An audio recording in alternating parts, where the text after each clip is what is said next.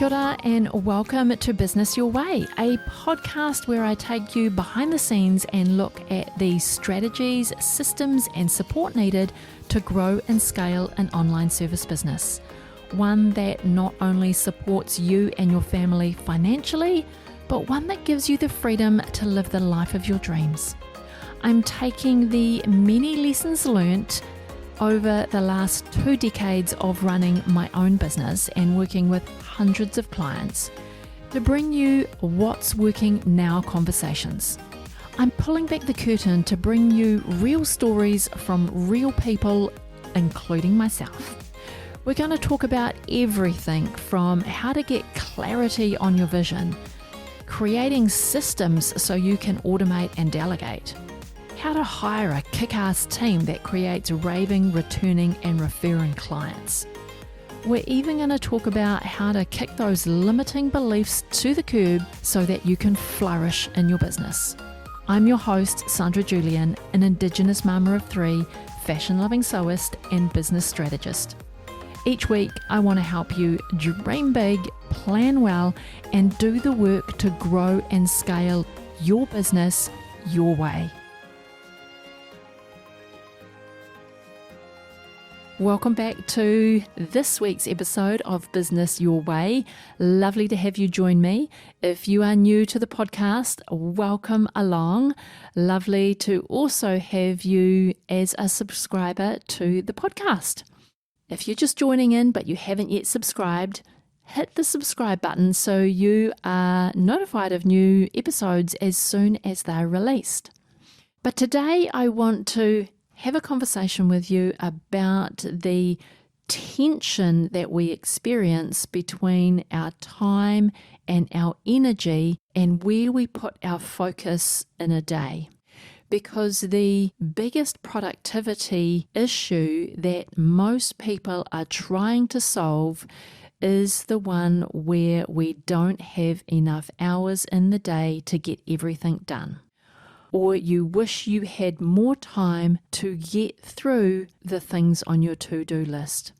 And there's so much to do and never enough time in the day.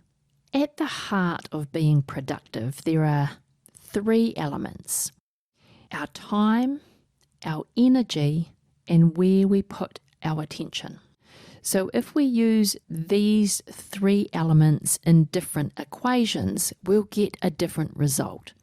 So if we have energy plus attention with no time, we end up in overwhelm. If we have time and we have attention but we have no energy, then we are in exhaustion. If we have time and energy but no attention, we end up being distracted. So in order to be the most productive person that we can be, we need time, we need energy, and we need to be clear about what we're giving our attention to. So let's start by looking at time. Everyone has got the same 24 hours in the day, but it's how we use our time. And to be honest, time is where most people start their productivity journey because it is the most obvious thing that we start with, right? We're all looking for more time in our day.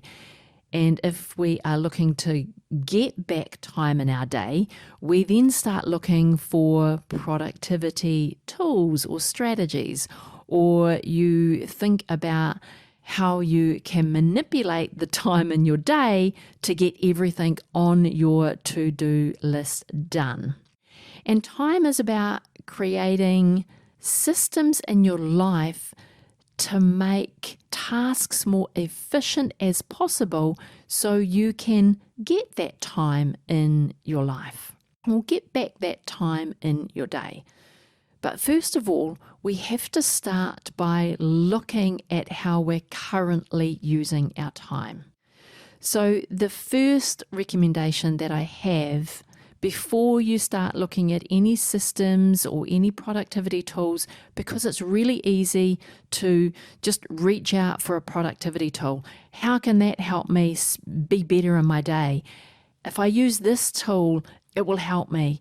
And so you end up in this state of looking at all of these shiny objects, and you gather all of these productivity tools, but nothing is actually working because you first haven't examined how you use your time.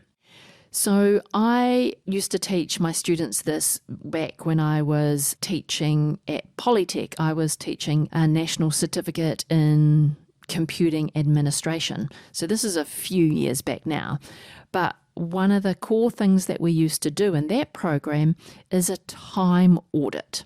So I would get my students to take a calendar week, so it had the days of the week across the top, and down the left of the page it would have the times of the day in half an hour increments. So every 30 minutes it would have a new time.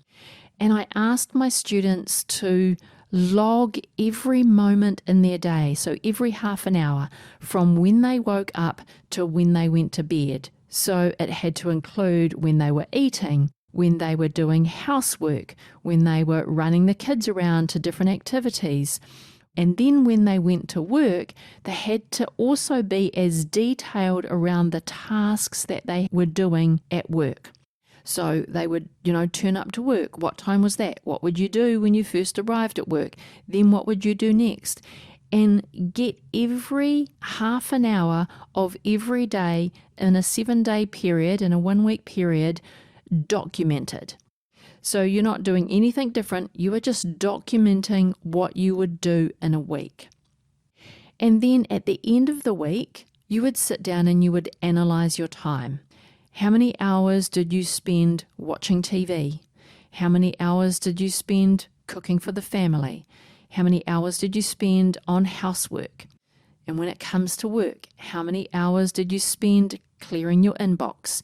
How many hours did you spend on the phone with clients, in meetings, doing productive work, producing anything that was in your scope of the role that you had to do?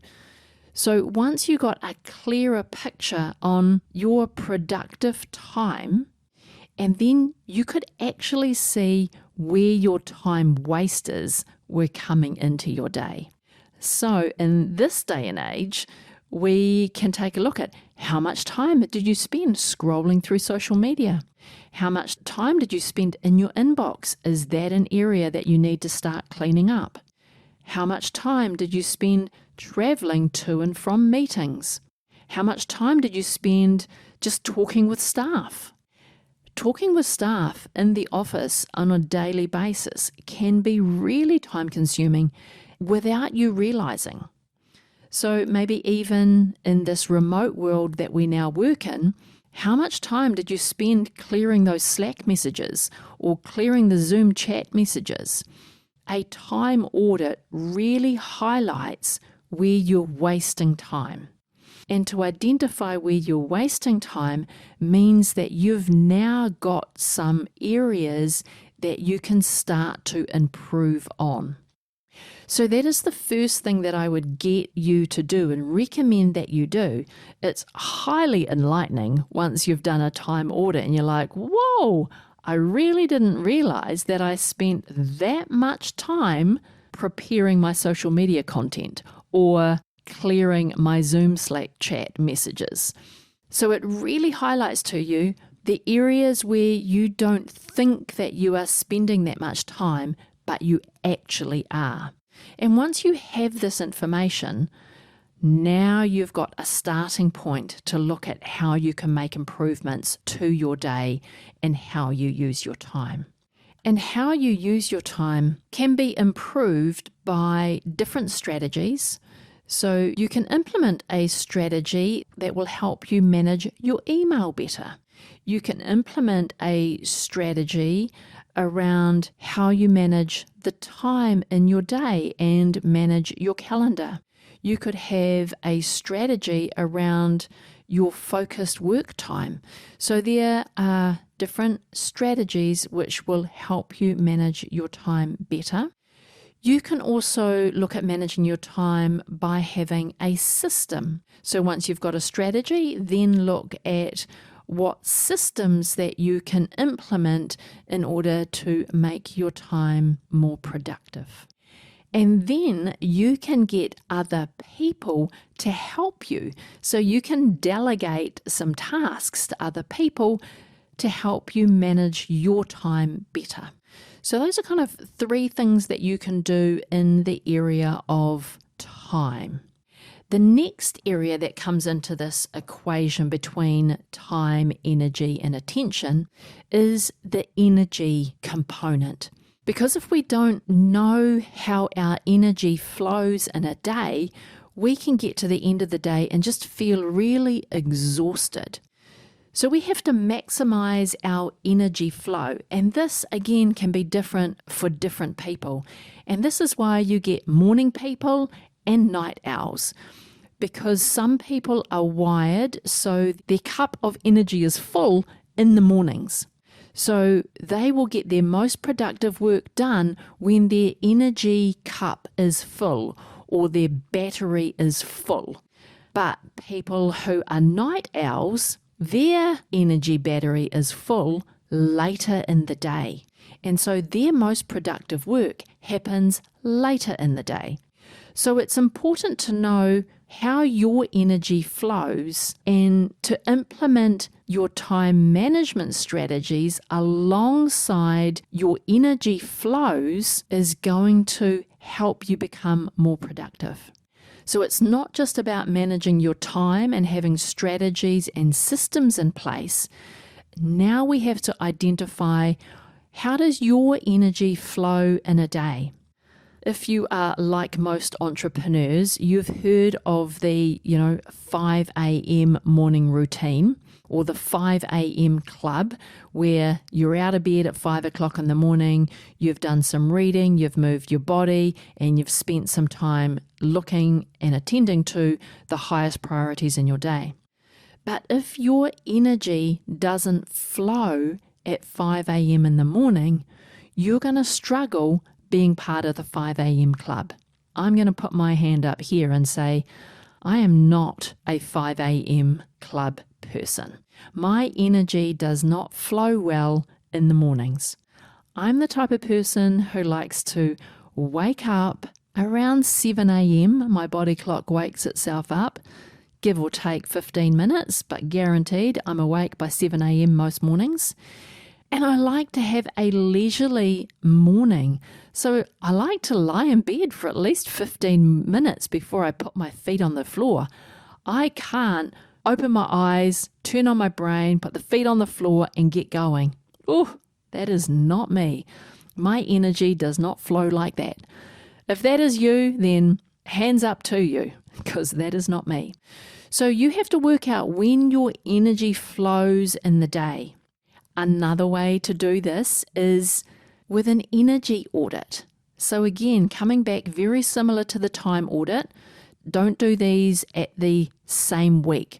Do your time audit 1 week and then the next week, or give yourself a week break in between before you do an energy audit. And an energy audit requires you to pay attention to your body and your body clock. I know this doesn't sound like a productivity tool, because most productivity tools are transactional. You want this, you get that. You do this, this is your result. Very transactional. But energy is a huge part of how productive we can be as human beings. And so energy is about listening to your body and tuning into when you have the most energy in your day. And this will depend on your phase of life that you are currently in. So I want you to do an energy audit. Again, 7 days across the top, half-hour increments. And pay attention to when you wake up in the morning. How do you feel after you've done your morning routine? And that might simply be you have to get out of bed, you have to get the kids up, they need to be dressed and fed and to school by a certain time. How is your energy through that part of the day? What is your energy like when it's time to sit down at your desk or you turn up to your office and you need to start work? How does your energy feel? Are you ready to get in and be really focused? Or are you a bit more like, I just need to breathe and ground myself and take a look at what's going on before I can get into being or get into doing some work that requires some attention and some focus? So I want you to do your energy audit. Pay attention to where you have the most energy and where you have the most focus, because focus and energy are the same things. So when do you feel you can do your most focused work? This might be in the middle of the day. It might be at 10:30 in the morning. It might be after 3 o'clock in the afternoon. So pay attention to your energy in the day. And then once you've done this for a week, there'll be some patterns that emerge at the end of the week. And then you can see, where are my energy patterns that are naturally appearing in my day for me? And I'm going to give you 3 things that you can do to help improve your energy. And one is sleep. So the most important thing for us human beings in order to refresh our body and refill our energy cup is to get adequate sleep. So most people require at least 7 hours of sleep or 7 to 8 hours of sleep, depending on your body clock once again. But try to get at least 7 hours of sleep a night, and that will improve your productivity. The next tip for energy is to implement some rituals into your day. So create some habits. These habits are things that you do every day at the same time every day. So it might be you get out of bed, you have a shower, you get dressed, you go down for breakfast, and you do it in this order every day of the week. Because once you start putting habits into place, you stop exerting extra energy to perform those habits or those rituals. And I'll dive deeper in another podcast episode about how to create your daily rituals and how to create habits and the benefits of creating habits and putting rituals in place. So we'll dive deeper into that in another episode. But in order to preserve your energy, implement some rituals into your day. And the other one is to move your body. This might sound a little counterintuitive, I suppose, because moving your body exerts energy. But moving your body and getting in 30 minutes of exercise per day actually enhances the energy that you have for the rest of your day. So when we move our body, get some exercise in, it increases our hormones in our body that produce our energy. I'm not scientific, so I don't know what hormone does what, but I do know that exercise releases endorphins, I think they are, and the endorphins up our energy levels. So the other one to increase energy is to move your body. And the third part of this equation is your focus. So what you give your focus to at different times of the day matters. So have you ever heard of that saying is, where you put your attention is where the areas of your life will grow. So in business, what we give our attention to will grow. So we have to be really intentional about our attention and our focus and what we give that to. So in order to know what deserves our attention, we have to put some goals in place. So in our business, we should have an annual plan, a quarterly plan, some project plans with some due dates, so we know how we're getting to that goal of where we want our business to be. So the first thing we have to do to know where to give our attention to is have some goals in place. I've done previous episodes on quarterly planning. So if you go back to episode 29, I shared on that episode my quarterly planning process. And the quarterly planning falls out of your annual plan that you put in place for your business. So your attention on a daily basis should be going towards the tasks that are going to move the dial for you to achieve your quarterly plan and your annual goals. Tip number 2 for your attention is to put your time aside to give your attention and your undivided attention. So you have to block out all of the distractions and give your attention to a particular task that you want to get done. So it should be when you have the most energy or when your energy levels allow you to be focused. You need to block out your time and allocate time to give attention to what's going to move the dial in your business. So some dedicated time in your diary that is distraction free. So turn off the phone. If you've got a team or staff, you let them know that this is your uninterrupted time. Put your out of office on your emails and just do the one thing.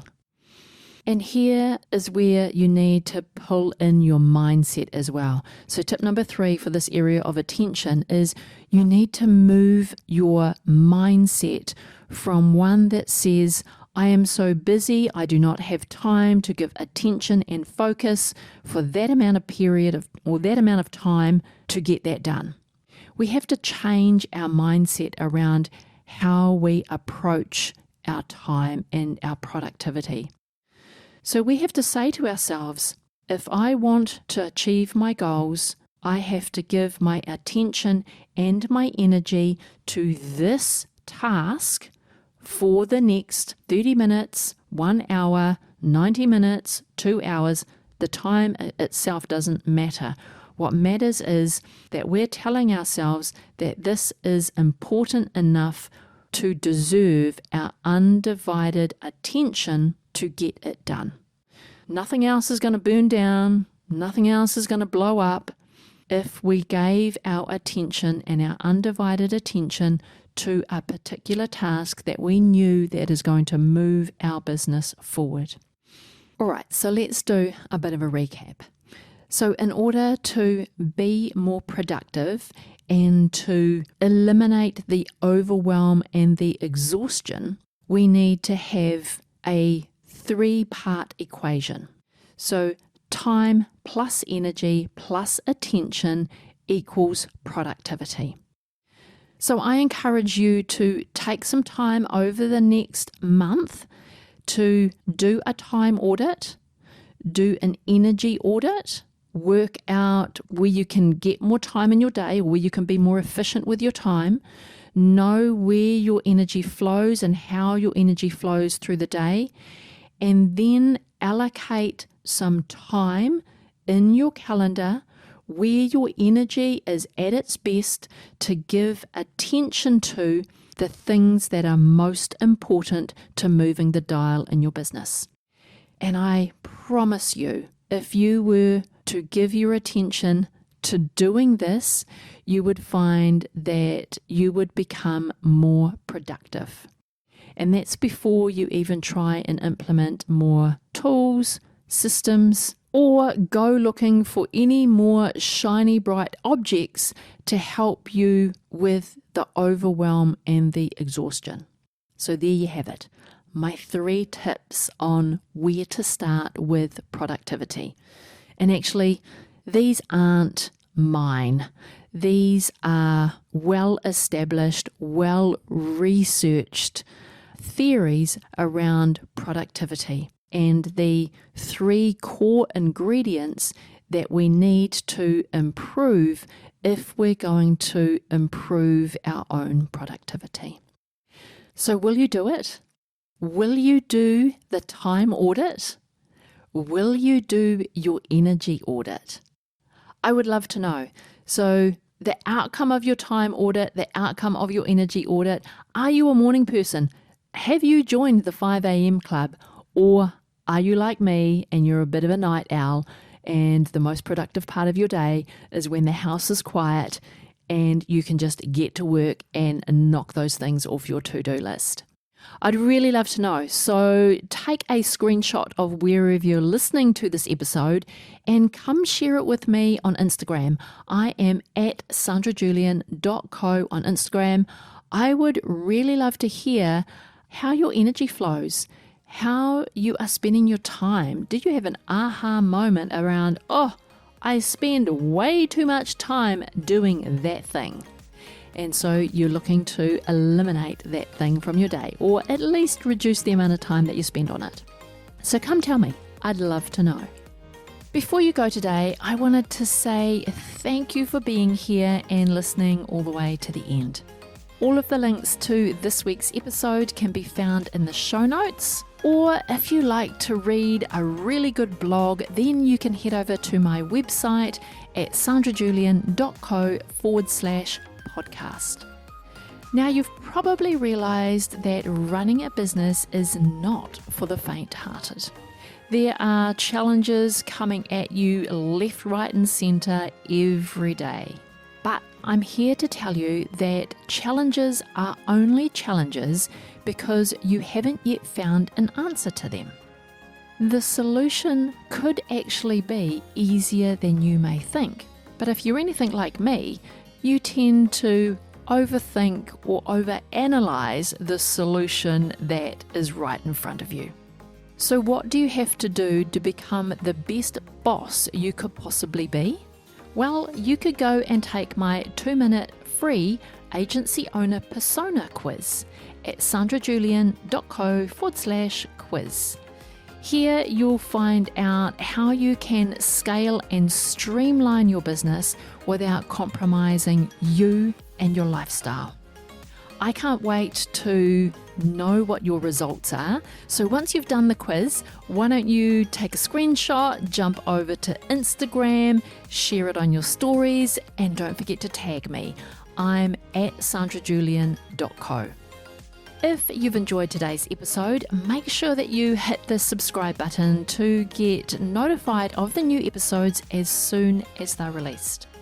And if you listen on Spotify or the Apple Podcast app, then I'd really appreciate if you could rate the show and perhaps leave a quick review if you are on the Apple app. Those 5 stars would mean the world to me, and it would help get this show in the ears of more online service business owners. Alrighty, my friend, have the most productive week, and I will talk to you again real soon.